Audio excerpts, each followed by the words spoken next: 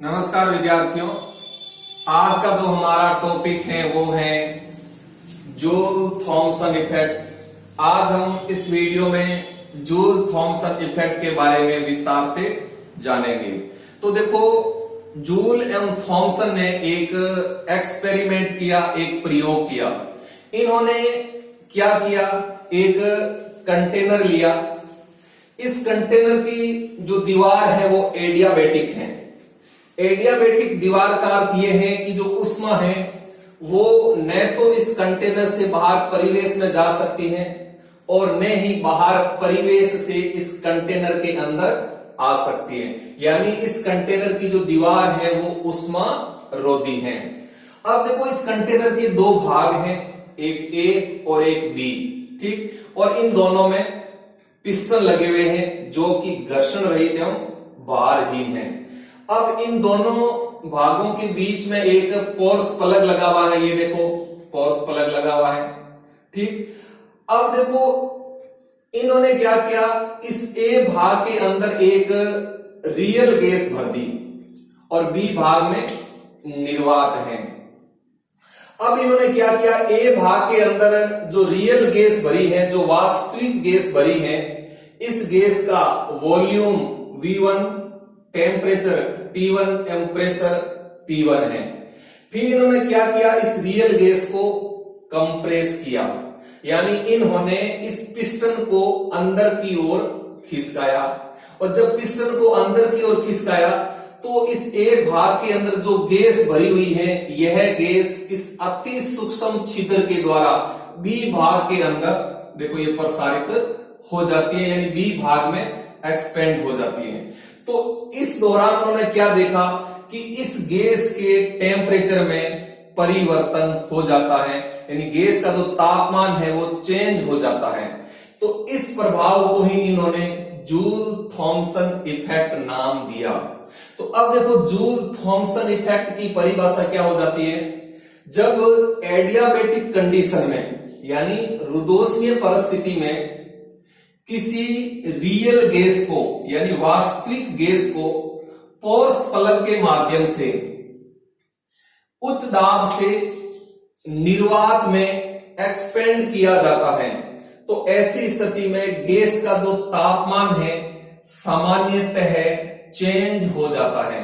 यानी या तो गैस की कूलिंग होती है या गैस की हीटिंग होती है। इस प्रभाव को ही हम जूल थॉमसन इफेक्ट कहते हैं। अब देखो, इस जूल थॉमसन इफेक्ट में गैस की या तो कूलिंग होती है या हीटिंग होती है, या फिर गैस के तापमान में कोई परिवर्तन नहीं होता है। यह निर्भर करता है इस गैस के तापमान पर। कैसे, देखो, यदि इस गैस का ताप, जो हमने यहां गैस ली है, इस गैस का ताप उसके इन्वर्सन टेम्परेचर से कम है, तो ऐसी स्थिति में गैस की कूलिंग होती है, ठीक। यानी यहां हमने जो गैस ली है, इस गैस का जो ताप है वो उसके इन्वर्सन टेम्परेचर से यानी व्युत्क्रम ताप से कम है, और उस गैस को हम फिर एडियाबेटिक कंडीशन में पोर्स प्लग के माध्यम से हाई प्रेशर से लो प्रेशर की ओर एक्सपेंड करते हैं, तो गैस का टेम्परेचर कम हो जाता है, यानी गैस की कूलिंग होती है, ठीक। दूसरी कंडीशन देखो, यहां हमने जो गैस ली है, यदि इस गैस का ताप उसके इन्वर्सन टेम्परेचर से यानी व्युत्क्रम ताप से अधिक है, तो उस कंडीशन में गैस की हीटिंग होगी। यानी इस गैस का ताप उसके व्युत्क्रम ताप से अधिक है, और हम गैस को एडियाबेटिक कंडीशन में पोर्स प्लग के माध्यम से उच्च दाब से निम्न दाब की ओर प्रसारित करते हैं, तो उस कंडीशन में गैस का टेम्परेचर बढ़ जाता है, यानी गैस की हीटिंग हो जाती है। यानी गैस है वो हीटिंग इफेक्ट शो करती है। कब? जब इस गैस का ताप उसके इन्वर्सन टेम्परेचर से अधिक होता है, तब।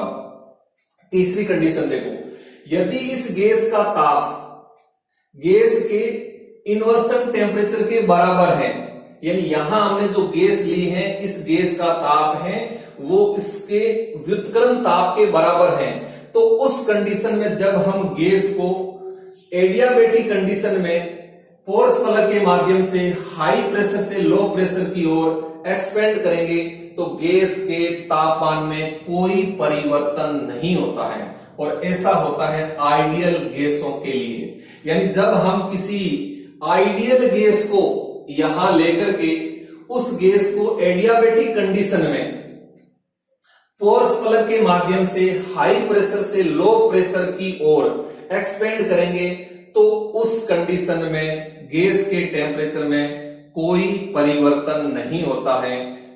यानी गैस की ना तो कूलिंग होती है और ना हीटिंग होती है, और ऐसा आइडियल गैसेस के लिए यानी जो आदर्श गैसें हैं उनके लिए ऐसा होता है। तो ये हो गया जूल थॉमसन इफेक्ट की परिभाषा, यानी जूल थॉमसन इफेक्ट क्या होता है।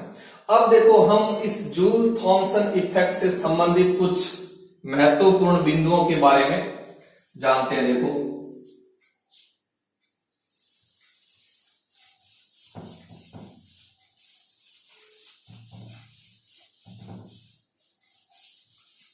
यानी ये जो जूल थॉमसन इफेक्ट है इससे संबंधित कुछ महत्वपूर्ण बिंदुओं के बारे में हम जानते हैं।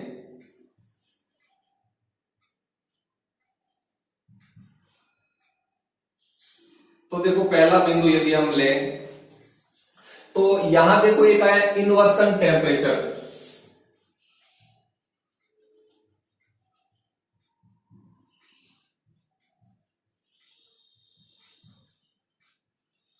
इन्वर्सन टेम्परेचर जिसको हम हिंदी में कहते हैं व्युत्क्रम ताप। तो देखो व्युत्क्रम ताप क्या होता है। देखो किसी गैस का व्युत्क्रम ताप वह ताप होता है जिस ताप पर गैस के लिए जूल थॉमसन गुणांक का चिन्ह बदल जाता है। दोबारा सुनिए, किसी गैस का इन्वर्सन टेम्परेचर यानी व्युत्क्रम ताप वह ताप होता है जिस ताप पर गैस के लिए जूल थॉमसन गुणांक का चिन्ह है वो बदल जाता है, तो उस ताप को हम गैस का इन्वर्सन टेम्परेचर यानी व्युत्क्रम ताप कहते हैं। अब देखो जूल थॉमसन गुणांक यानी जूल थॉमसन कोफिशिएंट क्या होता है इसके बारे में हम नेक्स्ट वीडियो में जानेंगे। तो जो इन्वर्सन टेम्परेचर है, व्युत्क्रम ताप है, इस व्युत्क्रम ताप को हम TI नामक संकेत के द्वारा डिनोट करते हैं। तो TI बराबर होता है 2A बटा RB। ठीक, अब यहां देखो TI तो इन्वर्सन टेम्परेचर है और A तथा B ये है वान डेर वाल स्थिरांक। वान डेर वाल्स स्थिरांक और R है गैस स्थिरांक। ठीक, तो देखो ये व्युत्क्रम ताप का फॉर्मूला है 2A बटा RB, जहां देखो A और B वान डेर वाल स्थिरांक है और R है वो गैस स्थिरांक है। तो इससे ये स्पष्ट है कि किसी गैस के व्युत्क्रम ताप का जो मान है वो गैस के वान डेर वाल स्थिरांकों पर निर्भर करता है। यानी गैस का जो इन्वर्सन टेम्परेचर है, इन्वर्सन टेम्परेचर का मान है वो गैस के वान डेर वाल स्थिरांकों पर निर्भर करता है। तो ये हो गया व्युत्क्रम ताप यानी इन्वर्सन टेम्परेचर। दूसरा बिंदु देखो, यानी हाइड्रोजन एवं हीलियम को छोड़कर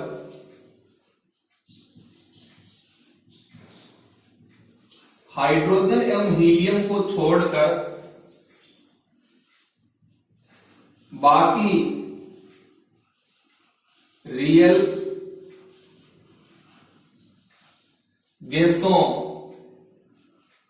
का इन्वर्सन टेम्परेचर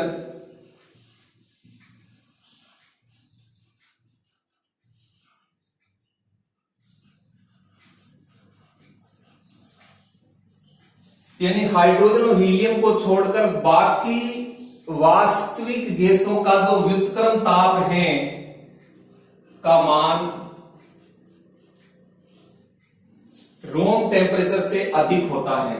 यानी हाइड्रोजन और हीलियम को छोड़कर बाकी रियल गैसों का व्युत्क्रम ताप का मान है वो रूम टेम्परेचर से अधिक होता है। रूम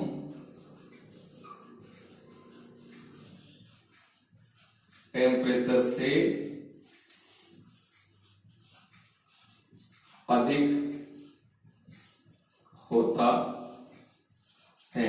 यानी देखो, हाइड्रोजन और हीलियम को छोड़ दो, बाकी जो वास्तविक गैसें हैं इन गैसों के व्युत्क्रम ताप का जो मान है वो रूम टेम्परेचर से अधिक होता है। अतः जब इन गैसों को, हाइड्रोजन और हीलियम को छोड़कर बाकी वास्तविक गैसों को हम एडियाबेटिक कंडीशन में पोर्स प्लग के माध्यम से हाई प्रेशर से लो प्रेशर की ओर एक्सपेंड करते हैं तो ये गैसें कूलिंग इफेक्ट शो करती हैं। यानी इन गैसों का जो टेम्परेचर है वो कम हो जाता है, इन गैसों का शीतलन हो जाता है जब इन गैसों को एडियाबेटिक कंडीशन में पोर्स प्लग के माध्यम से हाई प्रेशर से लो प्रेशर की ओर एक्सपेंड किया जाता है तब।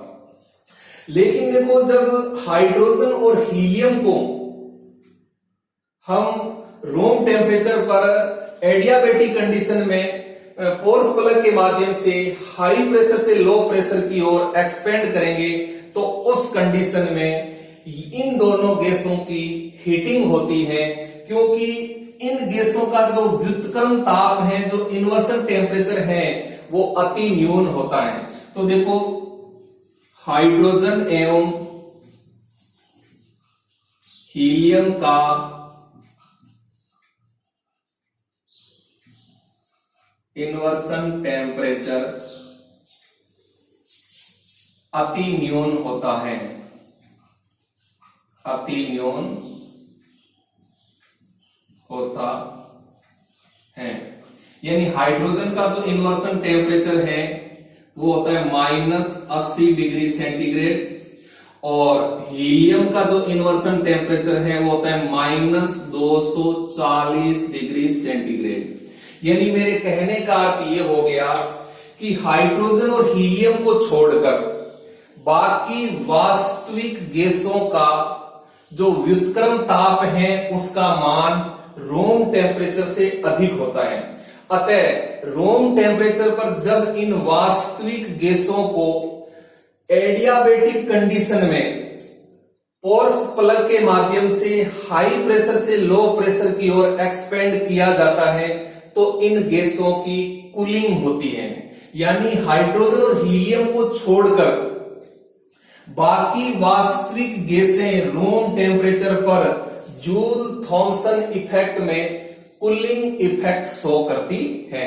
लेकिन जो हाइड्रोजन और हीलियम है इनका जो इन्वर्सन टेम्परेचर है, जो व्युत्क्रम ताप है, वो अति न्यून होता है। हाइड्रोजन का व्युत्क्रम ताप -80 डिग्री सेंटीग्रेड और हीलियम का -240 डिग्री सेंटीग्रेड होता है।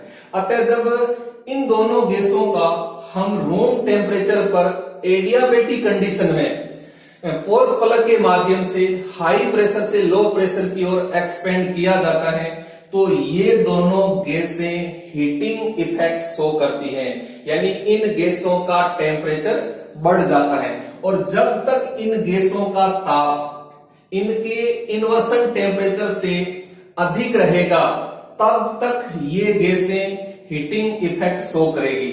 लेकिन जब इन गैसों का ताप इनके इन्वर्सन टेम्परेचर से कम कर दिया जाएगा और फिर इन गैसों को जब एडियाबेटिक कंडीशन में पोर्स प्लग के माध्यम से हाई प्रेशर से लो प्रेशर की ओर एक्सपेंड किया जाएगा तो उस कंडीशन में फिर ये गैसें कूलिंग इफेक्ट शो करेगी।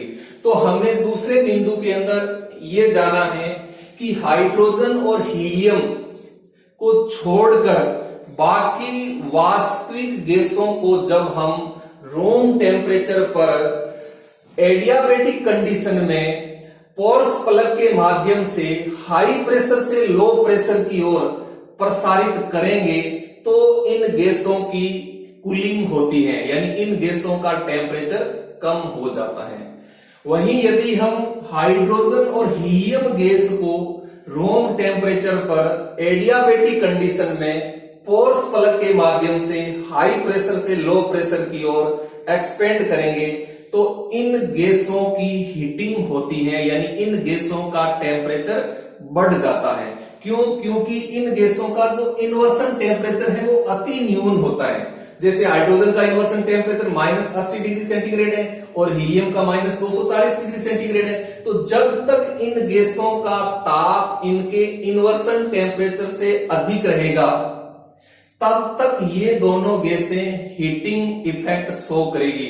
लेकिन यदि हम इन गैसों का ताप इनके इन्वर्सन टेम्परेचर से कम कर दें और फिर इन गैसों को यदि हम एडियाबेटिक कंडीशन में रूम टेम्परेचर पर पोर्स प्लग के माध्यम से हाई प्रेशर से लो प्रेशर की ओर एक्सपेंड करेंगे तो फिर ये दोनों गैसें कूलिंग इफेक्ट शो करेगी।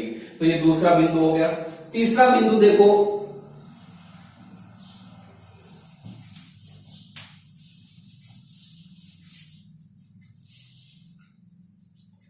तीसरा बिंदु, अब देखो गैसों का जो द्रवीकरण है, गैसों का द्रवीकरण, गैसों का द्रवीकरण जूल थॉमसन इफेक्ट सिद्धांत के आधार पर किया जाता है। यानी जब किसी गैस का दरों में लाया जाता है तो उस दौरान जूल थॉमसन इफेक्ट सिद्धांत का उपयोग होता है। तो गैसों का द्रवीकरण है वो जूल थॉमसन इफेक्ट सिद्धांत के आधार पर किया जाता है। चौथा बिंदु देखो जो वेरी वेरी इंपॉर्टेंट है, देखो जूल थॉमसन इफेक्ट एक थ्रॉटलिंग प्रोसेस होता है।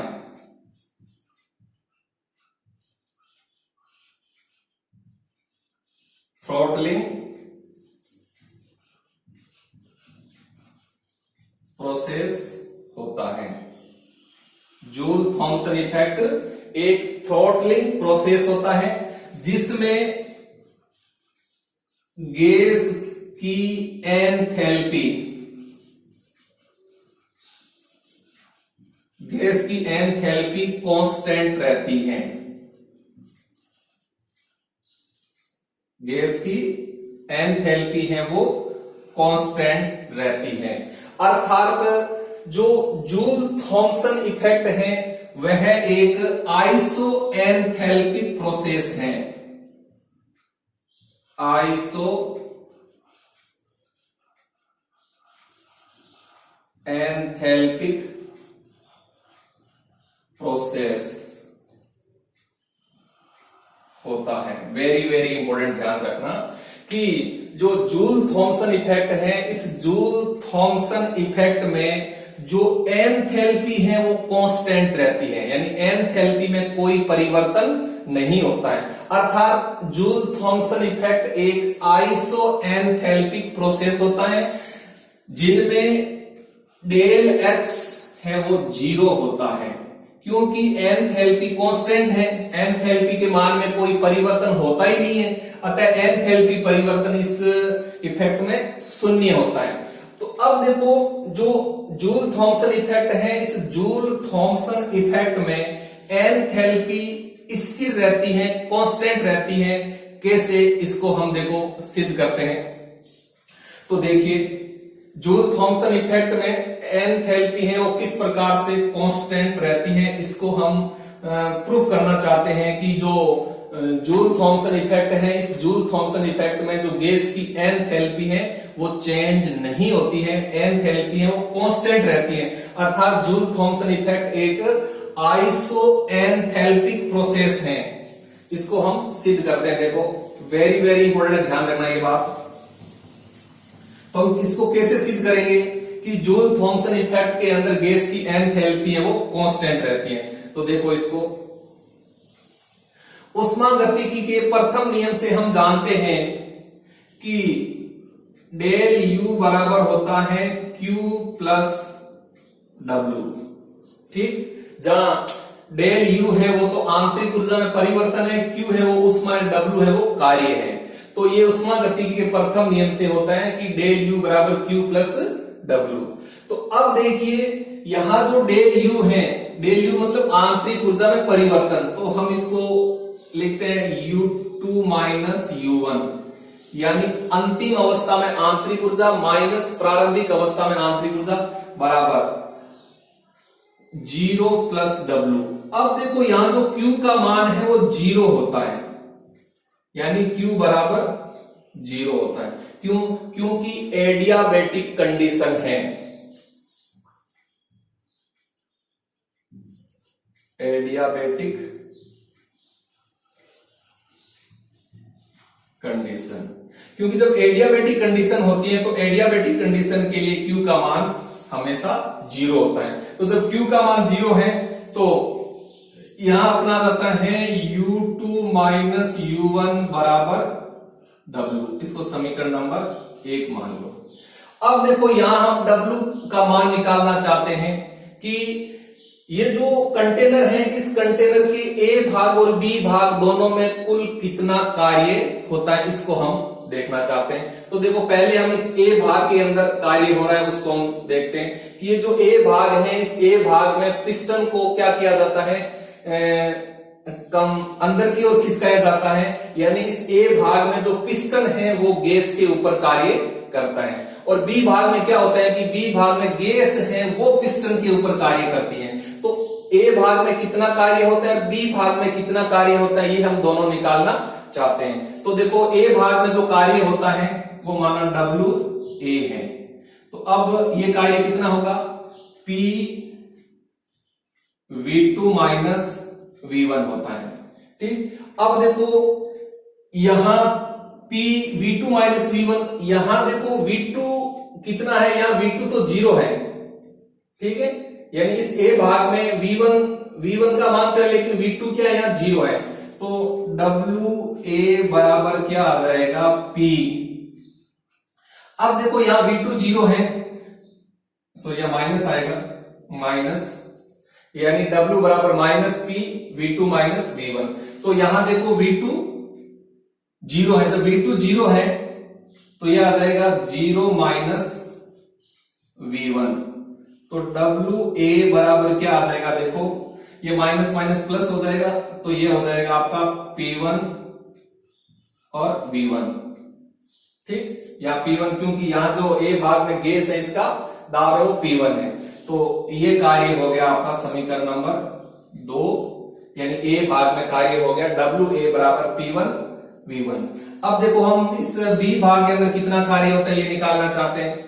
तो इस B भाग में क्या होता है कि जो गैस है वो पिस्टन के ऊपर कार्य करती है। तो यहां देखो WB बराबर होता है minus P2 V2 minus V1। ठीक, तो देखिए यहां WB बराबर क्या हो जाएगा, WB बराबर, अब देखो यहां ये गैस है, इस ब्रैकेट के अंदर आ गई, तो यहां V1 0 है, तो जब यहां V1 0 है तो यह आ जाएगा माइनस P2 V2 माइनस 0। तो यहां WB बराबर हो जाएगा माइनस P2 V2, ये समीकरण नंबर 3 होगी। ठीक, तो A भाग में तो कार्य हो गया P1 V1 और B भाग में कार्य हो गया माइनस P2 V2। तो टोटल कार्य कितना हो गया, तो समीकरण 2 व 3 से, समीकरण 2 व 3 से, तो समीकरण 2 व 3 से क्या हो जाएगा, W टोटल, यानी W टोटल है वो हो जाएगा P1 V1 minus P2 V2, ये समीकरण नंबर 4 आ गई। अब देखो समीकरण 4 से हम क्या करते हैं, समीकरण 4 से इस W का मान है वो हम समीकरण 1 में रख देते हैं। ठीक, तो देखो जब समीकरण 1 में रखेंगे तब क्या आ जाएगा, तब ये आपका आ जाएगा U2 माइनस U1 बराबर, U क्या है, U है आंतरिक ऊर्जा इंटरनल एनर्जी, यानी U2 माइनस U1 बराबर W का मान रख दो, तो W का मान होता है P1 V1 minus P2 V2। ठीक, अब देखो इसको सरल कर लो थोड़ा सा, यानी इस U1 को इधर ले जाओ और P2 V2 को इधर ले आओ, तो इसको पक्षांतरण कर देते हैं। देखो ये हो जाता है U2 प्लस P2 V2 बराबर P1 V1 प्लस U1। अब देखो हम जानते हैं कि H बराबर क्या होता है, U प्लस PV होता है। H बराबर U प्लस PV होता है। तो यहां देखो U2 प्लस P2 V2 बराबर P1 V1 प्लस U1, यानी ये एंथैल्पी के बराबर होता है। ये जो पूरा पद है ये एंथैल्पी के बराबर होता है। तो यहां हम लिख देते हैं H2 बराबर H1। तो इसका अर्थ ये हो गया कि इस जूल थॉमसन इफेक्ट में यानी H1 और H2 का मान बराबर है, यानी A भाग और B भाग में एंथैल्पी बराबर है, अर्थात इस जूल थॉमसन इफेक्ट में गैस की एंथैल्पी कांस्टेंट रहती है, यानी गैस की एंथैल्पी में कोई परिवर्तन नहीं होता है। अर्थात जो जूल थॉमसन इफेक्ट है वो एक आइसो एंथैल्पिक प्रोसेस होता है। वेरी वेरी इंपॉर्टेंट, ध्यान रखना, ये क्वेश्चन कई बार आता है कि सिद्ध कीजिए कि जूल थॉमसन इफेक्ट में जो एंथैल्पी है वो कांस्टेंट रहती है। तो हम इस तरह से इसको सिद्ध करेंगे कि जो जूल थॉमसन इफेक्ट है, इस जूल थॉमसन इफेक्ट में गैस की जो एंथैल्पी है वो चेंज नहीं होती है, बल्कि जो एंथैल्पी है वो कांस्टेंट रहती है। अर्थात जूल थॉमसन इफेक्ट एक आइसो एंथैल्पिक प्रोसेस होता है। आइसो एंथैल्पिक प्रोसेस, यानी एंथैल्पी है वो कांस्टेंट रहती है, इसमें कोई चेंज नहीं होता है। आइसो एंथैल्पिक प्रोसेस होता है, यानी यहां जो डेल H है वो 0 होता है, क्योंकि डेल H बराबर क्या होता है, डेल H बराबर H2 माइनस H1, और H1 और H2 दोनों का मान बराबर है, तो डेल H का मान 0 आएगा। तो इस प्रकार से जूल थॉमसन इफेक्ट एक आइसो एंथैल्पिक प्रोसेस होता है। वेरी वेरी इंपॉर्टेंट, ये बात ध्यान रखना। तो इस प्रकार से आज हमने जूल थॉमसन इफेक्ट के बारे में जाना। अब आप असाइनमेंट के रूप में एक क्वेश्चन नोट कीजिए। तो आप लिखिए व्युत्क्रम ताप क्या है। व्युत्क्रम ताप यानी इन्वर्सन टेम्परेचर क्या है, समझाइए। दूसरा क्वेश्चन लिखो, सिद्ध कीजिए कि जूल थॉमसन इफेक्ट एक आइसो एंथैल्पिक प्रोसेस होता है, यानी आपको ये सिद्ध करके बताना है कि जूल थॉमसन इफेक्ट में गैस की एंथैल्पी है वो कांस्टेंट रहती है। तो दूसरा क्वेश्चन हो जाएगा, सिद्ध कीजिए कि जूल थॉमसन इफेक्ट एक आइसो एंथैल्पिक प्रोसेस होता है। धन्यवाद, थैंक यू।